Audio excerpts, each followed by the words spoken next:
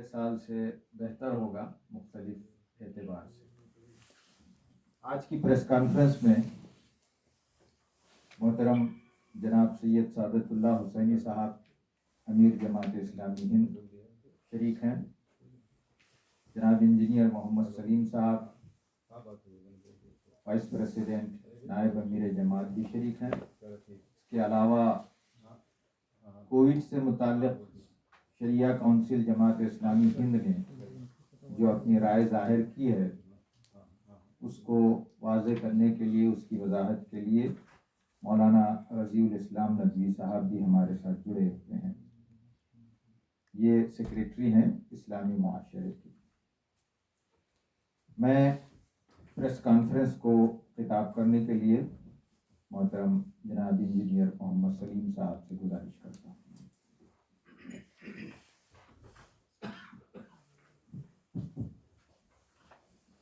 बिस्मिल्लाहिर्रहमानिर्रहीम। आप सभी को आदाब व सलाम। जमात इस्लामी हिंद की इस माहाना प्रेस कॉन्फ्रेंस में आप सबका इस्तकबाल है, स्वागत है। और ख़ास तौर से साल 2021 की शुरुआत हो चुकी है और उसमें हम पहली बार मिल रहे हैं। आज की इस प्रेस कॉन्फ्रेंस में हमने जिन उन्वानात को शामिल किया है उनमें पहला उन्वान यही है कि हम साल 2021 में दाखिल हो रहे हैं और साल 2020 जो गुज़रा है उसका एक हल्का सा जायज़ा यहाँ पेश किया गया है और ये उम्मीद की गई है कि आने वाला साल, ये साल हमारा, ये उन चीज़ों से पाक होगा, उन चीज़ों से निजात मिलेगी जो इस 2020 के साल में बहुत तकलीफ़ देह और परेशान कुन और आजमाइश भरी रही हैं। इन हालात में इस पूरे साल में कोविड-19 का मसला पूरी तरह से छाया रहा पूरी दुनिया में और ख़ुद हमारे मुल्क में भी तकरीबन 1 करोड़ की आबादी इससे मुतासिर हुई और 1.5 लाख के करीब लोगों ने की जान गई इस पूरे मामले में और बहुत से लोग अभी भी मुतासिर हैं। हम उन सब के लिए दुआ करते हैं कि वो जल्दी सेहतयाब हों और जिन लोगों ने अपने करीबी लोगों को खोया है इस दौरान, हम उनके साथ भी ताज़ियत का इजहार करें और हम दुआ करें कि उनको भी इन हादसात और ये जो नुकसान हुआ है उसको बर्दाश्त करने की ताकत और क़ुव्वत मिले। इस साल में कोविड-19 के दौरान लेबर का माइग्रेशन हुआ बड़े पैमाने पर, जिस तरह से लॉकडाउन किया गया और बहुत से लोगों की उसमें भी जानें गई और लोगों के रोज़गार छिन गए, छोटे कारोबार बंद हो गए, मईशत बुरी तरह तबाह हो गई। तो ये तमाम जो मनफी चीज़ें हुई हैं इनमें काफ़ी हद तक हुकूमत का मिसमैनेजमेंट और मिस हैंडलिंग और बाज़ चीज़ों में बगैर मशवरे के जल्दबाजी से किए गए फैसले, जिसकी वजह से ये नुकसानात उठाने पड़े हैं। एक अच्छी खबर अभी ये है कि वैक्सीन दुनिया भर के कई मुल्कों में तैयार हो रही है और हमारा मुल्क भी इसकी तैयारी कर रहा है और इंशाअल्लाह उम्मीद है कि जल्द ही ये वैक्सीन हासिल हो और तमाम लोगों को इससे फ़ायदा उठाने का मौका मिले। इसी दौरान हमने देखा कि दिल्ली ने भयंकर और भयानक फसादात नहीं बल्कि एक प्लान्ड अटैक दिल्ली में हुए एक ख़ास कम्युनिटी पर, मुसलमानों पर, और जान और माल का बड़ा नुकसान हुआ और उन फसादात में, उस वायलेंस में हुकूमत की एजेंसीज का जो रोल है वो बहुत तशवीशनाक और अफसोसनाक है। और उससे ज़्यादा अफसोसनाक ये कि जिन लोगों को इसका जिम्मेदार ठहराया जा रहा है, जिन पर इल्ज़ाम लगाए गए हैं, जिनकी गिरफ्तारियां हुई हैं, ये वो लोग हैं जो सीए और एनआरसी के खिलाफ जो पीपल्स मूवमेंट चल रहे थे उनमें एक्टिवली पार्टिसिपेट करने वाले हमारे नौजवान लड़के और लड़कियां और ख़वातीन, उनको इस दिल्ली वायलेंस का निशाना बनाया जा रहा है, उसके लिए जिम्मेदार ठहराया जा रहा है, जो बहुत ही अफसोसनाक है। इसी तरह हम देख रहे हैं कि इस दौरान ख़वातीन पर ज़्यादतियाँ, रेप और मर्डर के भी बहुत सारे वाक़यात मुल्क के कई रियासतों में हुए, ख़ास तौर से यूपी में। और अब हम देख रहे हैं कि किसानों का जो मूवमेंट है और फार्मिंग के सेक्टर में जो कवानीन लाए गए हैं, उन कवानीन के ख़िलाफ़ किसानों की बड़ी तादाद काफ़ी दिनों से एहतजाज कर रही है और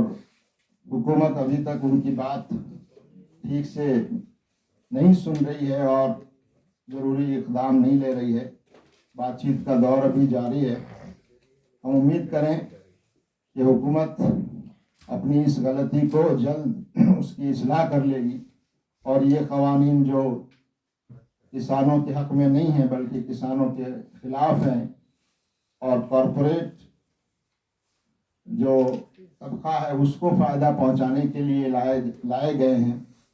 और इससे बहुत से दूसरे मसाइल भी पैदा होंगे। तो हम उम्मीद करते हैं कि हुकूमत इन कवानीन को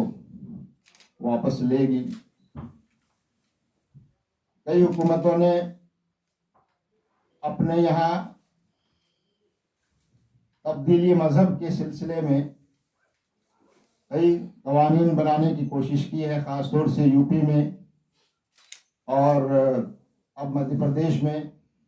और भी कुछ रियासतें इसकी कोशिश कर रही हैं। और यूपी में जिस तरह से इन कवानीन का इस्तेमाल एक ख़ास तबके को निशाना बनाने के लिए किया जा रहा है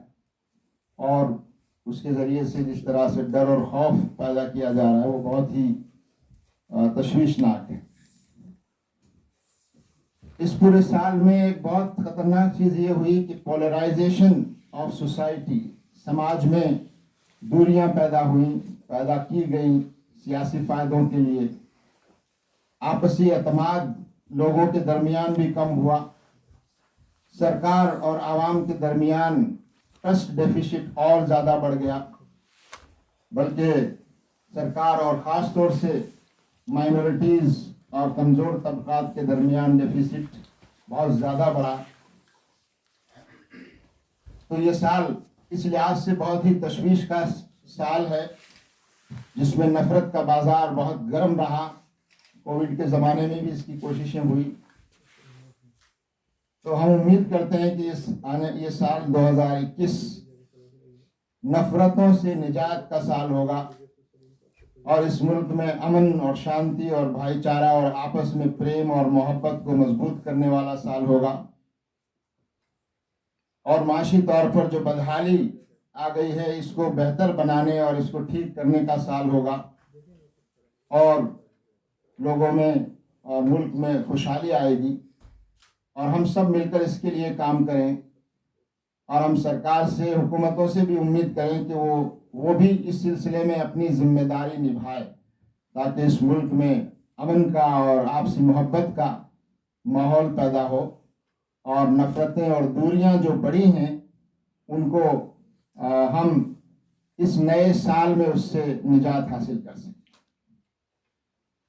एक और पहलू जो हमने अपनी आज की प्रेस कॉन्फ्रेंस में शामिल किया है वो एक रिपोर्ट है जो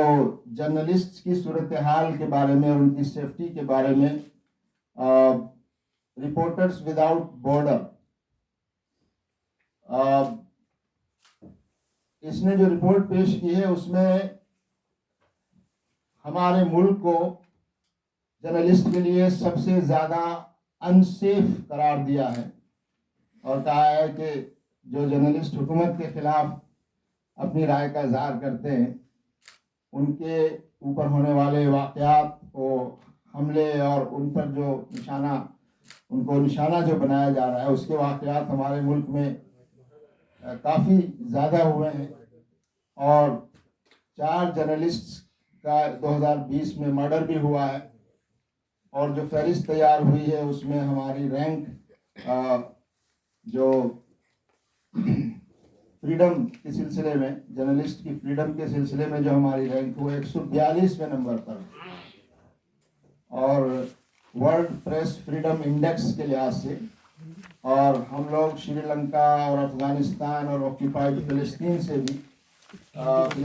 भी हमारा रैंक जो है वो ख़राब है। इसी तरह से जैसा कि मैंने अभी अर्ज किया कि जो कवानीन बनाए जा रहे हैं मज़हब की तब्दीली के सिलसिले में, कि जो अलग अलग मज़हब के लड़के और लड़कियां अगर आपस में शादी करते हैं तो उसको जिस तरह से जिस अंदाज में लाया जा रहा है और उसकी आड़ में जिस तरह लोगों को परेशान किया जा रहा है और सताया जा रहा है, उसके वाक़यात बहुत ज़्यादा यूपी में और कुछ और स्टेट्स में भी आ रहे हैं। ये हमारे दस्तूर की जो स्पिरिट है उसके खिलाफ है और दस्तूर में जो आज़ादी दी गई है उस आज़ादी को भी ये मुतासिर करने वाले कवानीन हैं और एक ख़ास मकसद से लाए गए हैं ताकि समाज में दूरियां बढ़ाई जाएं, समाज को पोलराइज किया जा सके और उसके सियासी फ़ायदे उठाए जा सके। तो ये एक बहुत तशवीशनाक पहलू है। जमात इस्लामी हिंद इसकी मजम्मत करती है और इन कवानीन के सिलसिले को रोका जाए, इस बात की कोशिश की जानी चाहिए। किसानों के सिलसिले में ये बात आ रही है कि जो मिनिमम सपोर्ट प्राइस की बात किसान कर रहे हैं और तीनों कवानीन को वापस लेने की बात भी कर रहे हैं वो, लेकिन वो ये एश्योरेंस भी चाहते हैं कि कोई कानून बनाकर कानून के ज़रिए से मिनिमम सपोर्ट प्राइस को अश्योर कर दिया जाए कि किसी भी तरह से उनकी जो फसलें हैं, उनके जो प्रोडक्ट्स हैं, उसका मिनिमम सपोर्ट प्राइस अश्योर हो। इसको एक कानूनी दर्जा मिलना चाहिए और सरकार इसको अश्योर करे। और जिस तरह के प्रोविजंस नए कवानीन में लाए गए हैं उससे ये ख़तरा साफ जाहिर हो रहा है कि फूड कॉरपोरेशन ऑफ इंडिया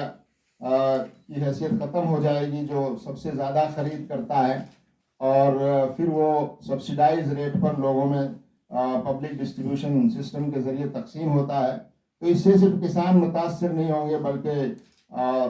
गरीब आवाम भी इससे मुतासर होगी। तो हम ये समझते हैं कि सरकार को ये तीनों कवानीन वापस लेने चाहिए और एमएसपी के बारे में सरकार को कोई लीगल एक्शन लेकर उसको अश्योर किया जाना चाहिए और